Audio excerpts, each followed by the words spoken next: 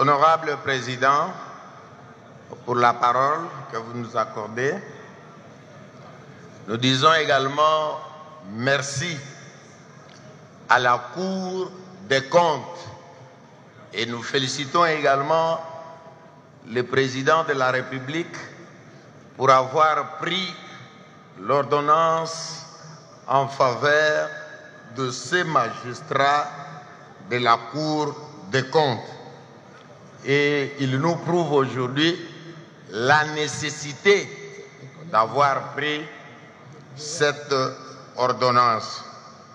Honorable Président, honorables membres du bureau, estimés collègues, moi, personnellement, je ne fais pas confiance à tous les chiffres nous proposés par la vice-ministre.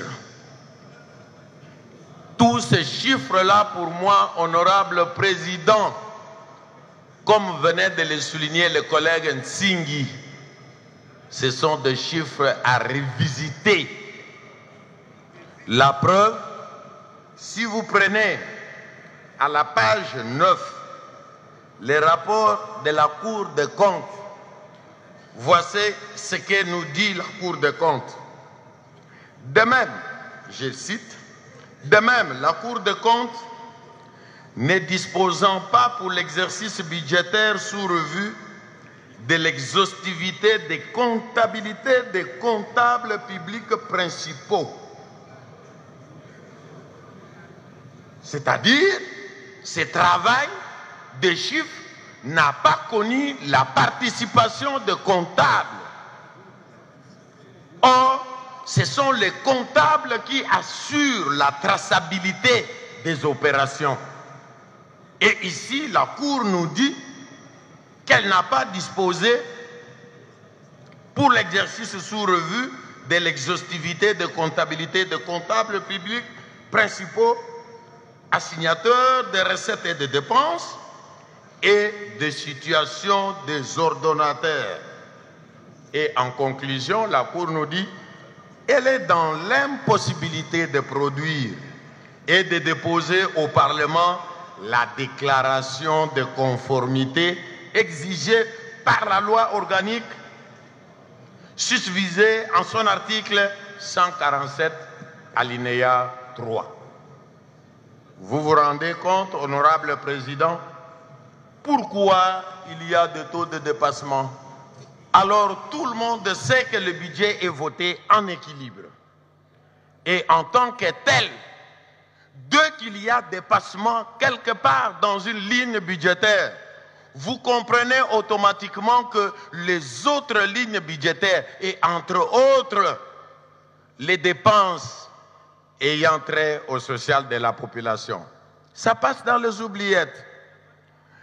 L'année passée, honorable Président, il vous souviendra que je suis intervenu ici pour critiquer sévèrement le recours à la procédure d'urgence non réglementée pour le paiement des dépenses. Et cette fois-ci, chasser le naturel, il revient au galop. Et donc, c'est toujours le même gouvernement. Alors, comme les chiffres ont été étalés par mes collègues qui m'ont précédé ici, je n'ose pas y revenir. Mais honorable Président, je reviens encore vers le bureau de l'Assemblée nationale. Pourquoi nous laissons le gouvernement agir tout seul durant toute la période budgétaire? Aujourd'hui, nous sommes au mois d'octobre. Nous n'avons même pas encore vu l'exécution du budget du premier semestre 2022. Et qu'est-ce qui va arriver quand viendra la reddition des comptes de 2022? Nous allons encore déclamer des poèmes ici. Le contrôle, rien que le contrôle. Le contrôle est le commencement de la bonne gouvernance. Et le meilleur contrôle, c'est le contrôle politique exercé par le Parlement. Et nous avons démissionné. La conséquence, ce sont les dépassements, c'est la sous-estimation, c'est du n'importe quoi de la part du gouvernement. Je veux atterrir, honorable président, en vous demandant humblement que partout où il y a eu des dépassements de plus de 120%, vous diligentez des missions de contrôle. Aussitôt que Madame la vice-ministre sort d'ici, demain les députés suivent tous les ministères qui ont exécuté des dépassements. Ils doivent nous dire où est passé cet argent. Tous les montants de boursiers en procédure d'urgence, nous devons savoir à quoi a servi cet argent. C'est du n'importe quoi, honorable président. Aujourd'hui, les ATA dans le territoire, les chefs de secteur, 56 mois impayés. On parle des infrastructures routières. Mais moi, j'ai circulé, je viens de vacances parlementaires dans le Congo. Dites-moi combien de mètres ont été réhabilités et dans quel coin du territoire ou de la province. Il n'y en a pas, mais des chiffres qu'on dépose ici, sans soubassement de la comptabilité, ce sont de faux chiffres. J'ai dit, honorable président. Merci, honorable. Passez